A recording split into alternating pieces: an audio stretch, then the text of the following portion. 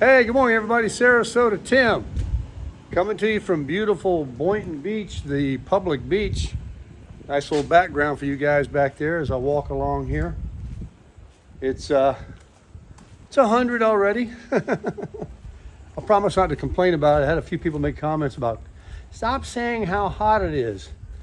Well, I can assure you, if you were standing in my shoes right now and you came outside like I do every day and had to live here, there wouldn't be a day go by that you don't have to complain about it. It just feels good.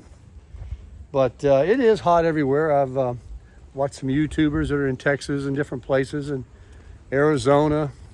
There's a guy in Miami that's a YouTuber, and he's going to California until October.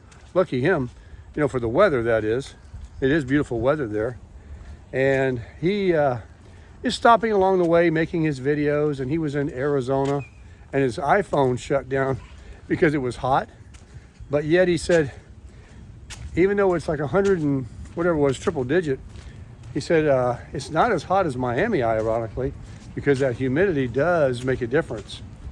So I always argue that point with people that, yes, it might be hot in Texas or Arizona, but I'm sure it doesn't feel like here. The humidity is terrible.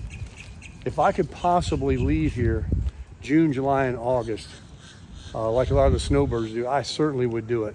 At least July and August, because as you can see, there's no one here at the beach. Normally in the wintertime here during the season, it's about 9 a.m. The place would already have no parking available, and people would be just jammed in there, have their umbrellas up.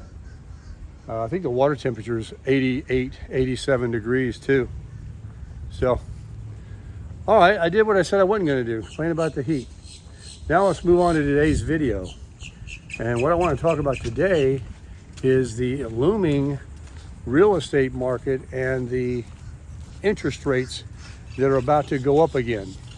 The Federal Reserve, there's a very good chance, more than 90% chance, is going to raise the rates again, 25 basis points on the 26th, I think it is.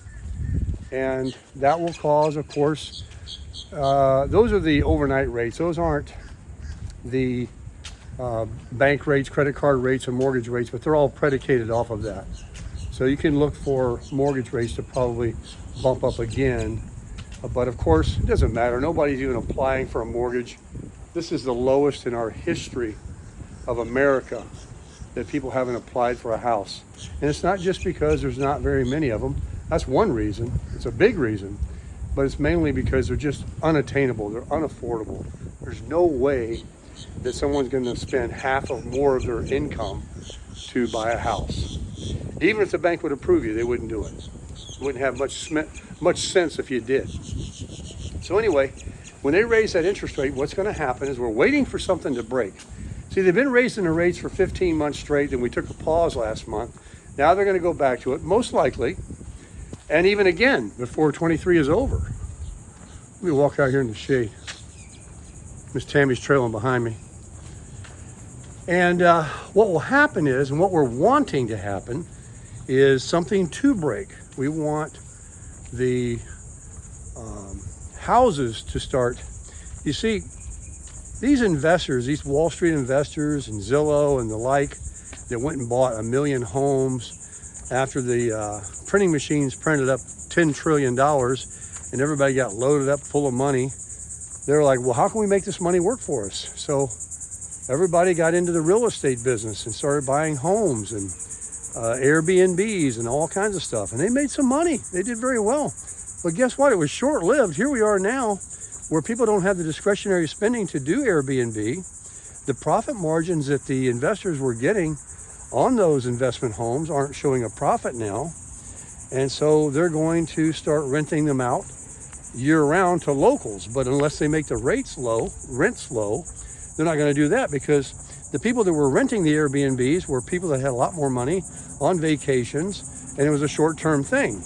If you want to rent a house out year-round on a lease, it has to be what people can afford.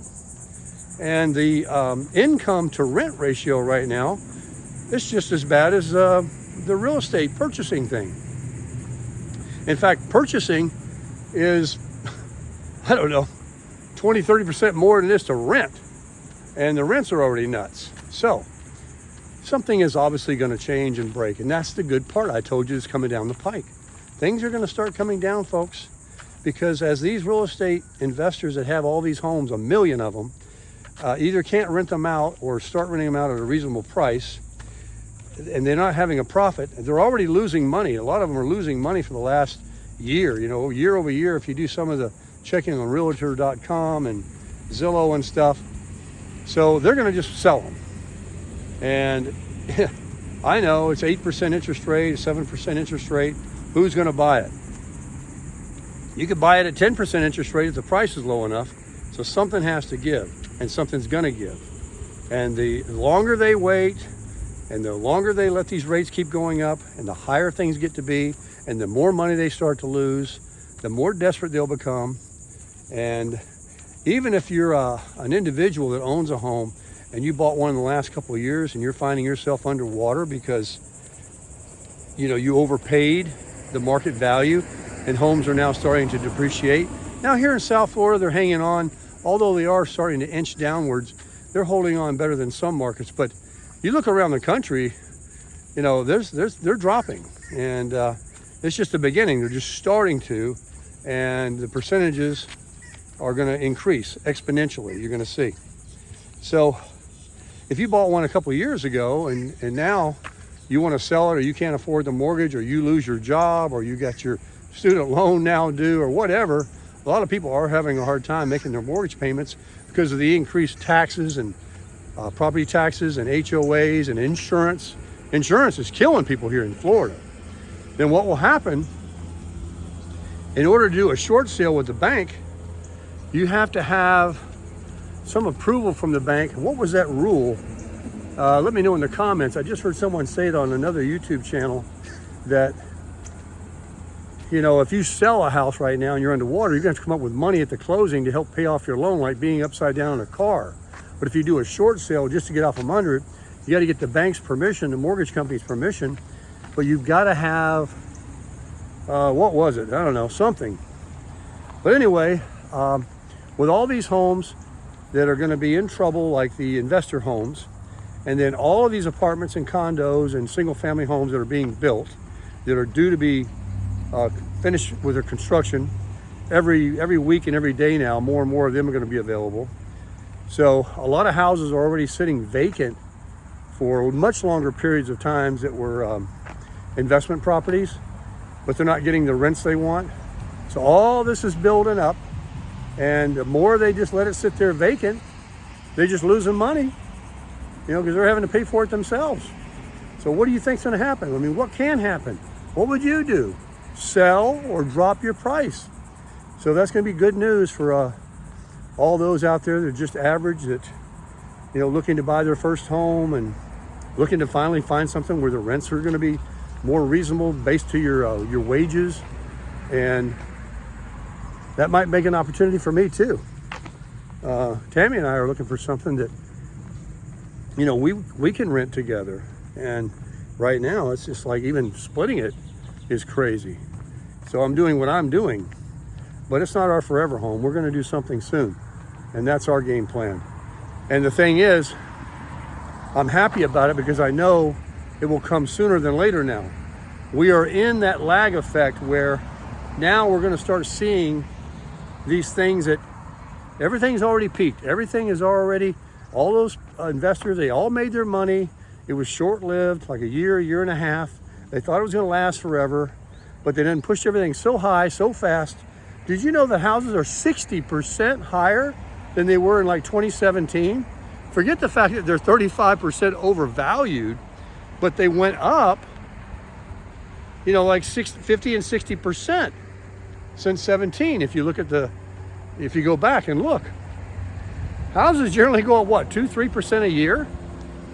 Houses are investments. Houses are a good place to put your money. But really, they're not designed, you can do whatever you want with it, but most people are just raising their families in them. They want to live in them for 10 or 15 years, or 10 years, or 5 years. Then maybe they do sell it and they have a nice little profit. And rather than paying capital gains, they sell it. and they get them a nicer home, and they continue building their wealth. This is how it used to work. But now, what are they doing? It's not people raising families in them. It's these investment companies out there just buying them up, sight unseen. Zillow had people on the payroll just buy blocks at a time. Just buy them all. It doesn't matter what it costs. Just get them, because we see what's going to happen. They're going to go up, or we're going to rent them out. We're going to make money.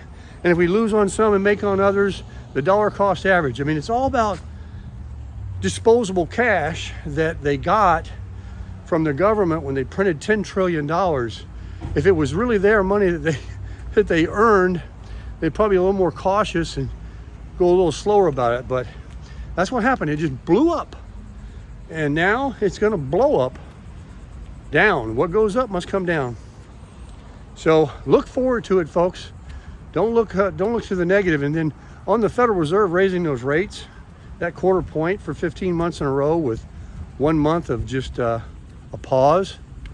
And then they're going to continue raising again this month, most likely, and maybe even next month, and maybe even more months. Jerome Powell's already said that the board, the FOMC or FMOC, whatever they call themselves, is saying in the committee that they're looking at 2 or even more rate hikes. They're just trying to go in baby steps because they don't want to break anything. But look in the end how much the rates are up from when they started doing this a year and a half ago.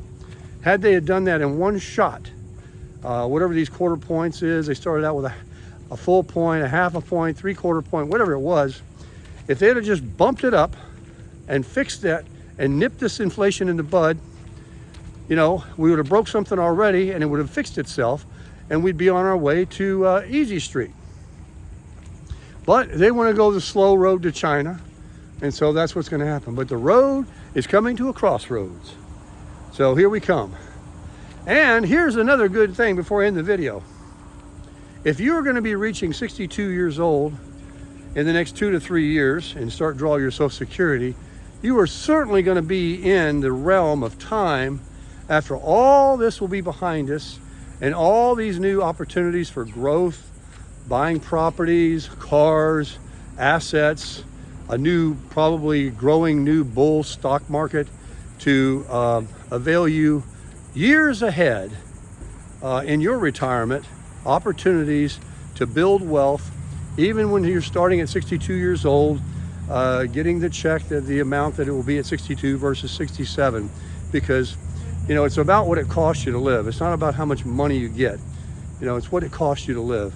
And if you get yourself debt free, and when you become 62, let's say it's 2025, 2026, I think that this country is going to be hitting on all 8 cylinders again. But yeah, we're all impatient. We want it to be tomorrow. We wanted it last month.